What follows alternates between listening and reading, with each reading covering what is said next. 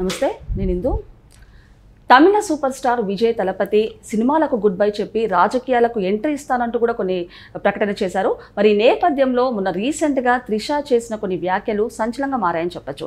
అంటే తనకు తమిళనాడు సీఎంగా కావాలని బలంగా ఉందంటూ కూడా త్రిష కొన్ని వ్యాఖ్యలు చేశారు. మరి దీని గురించి మాట్లాడడానికి మనతో పాటు సీనియర్ అనలిస్ట్ అప్పాజీ గారు ఇప్పుడు మనతో ఉన్నారు.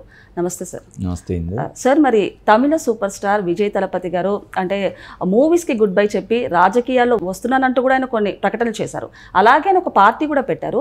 మరి ఈ నేపథ్యంలో చూసుకుంటే మొన్న త్రిష కూడా ఒక ఇంటర్వ్యూలో అంటే నాకు తమిళనాడు సీఎంగా కావాలని బలంగా ఉందంటూ కూడా ఆవిడ వ్యాఖ్యలు చేశారు.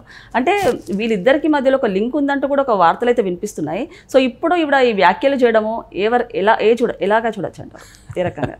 అంటే ఇప్పుడు విజయ్ పార్టీ పెట్టడం అదొక అంశం. అవును. త్రిష తను భవిష్యత్తులో ముఖ్యమంత్రిని కావాలనుకుంటున్నానని చెప్పి ఆశపడడం లేదంటే అభిలాషను వ్యక్తం చేయడం అదొక విషయం. ఈ రెండింటినీ లింక్ చేయడం అన్నది అంత కరెక్ట్ కాదేమో అని నేను అనుకుంటున్నాను. ఎందుకంటే ఆమె ఆ పార్టీలో లేదు.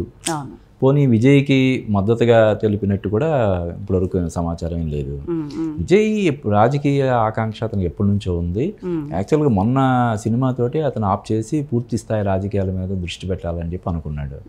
కానీ మొన్న వచ్చినటువంటి అతను ఆ సినిమా ఆశించిన స్థాయిలో విజయం సాధించకపోవడం వల్ల ఇంకొక సినిమా చేసి ఆ సినిమాతోటి ఫుల్ స్టాప్ పెట్టి ఇంకా త్వరలో ఇంకా 2 సంవత్సరాలు ఎంతో ఉన్నట్టుంది తమిళనాడు ఎలక్షన్స్.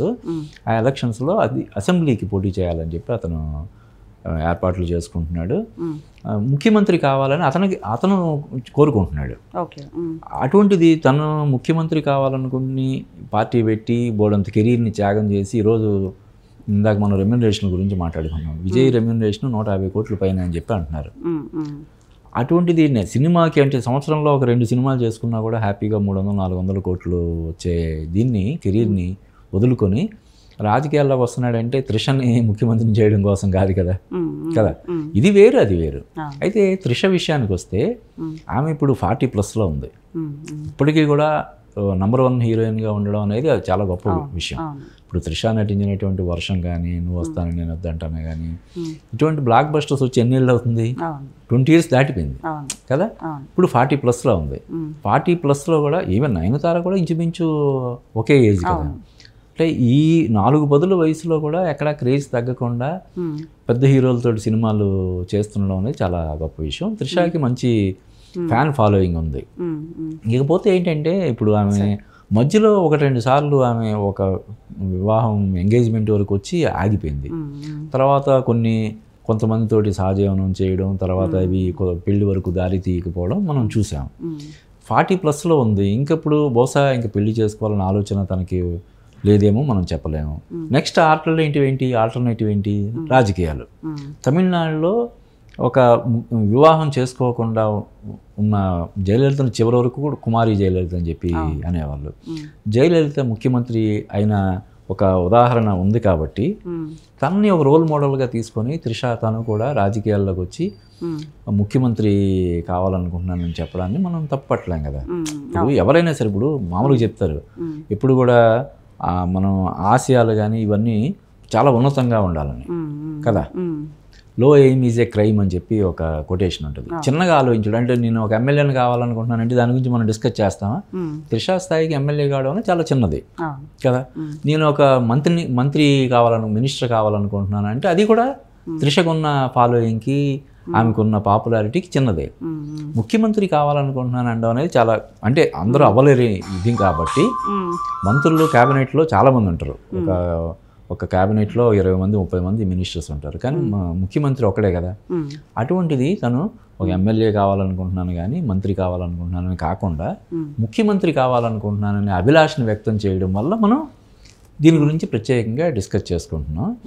ఒక అంటే విపరీతమైనటువంటి ఫాలోయింగ్ పాపులారిటీ కలిగినటువంటి ఒక నాయకి తను ముఖ్యమంత్రి కావాలని ఆశపడడంలో మనం దాన్ని మామూలుగా ఇప్పుడు నువ్వు కానీ నేను కానీ ఎవరైనా సరే నేను ముఖ్యమంత్రి కావాలనుకుంటున్నాను దాన్ని ఎలా తప్పుపడతాం మనం?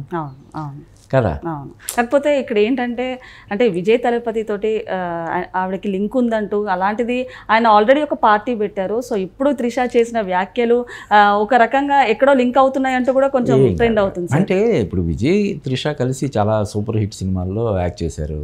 వాళ్ళిద్దరి మధ్య అఫైర్ నడుస్తుందని అప్పట్లో పుకార్లు కానీ ఇవన్నీ వార్తలు కానీ వచ్చాయి.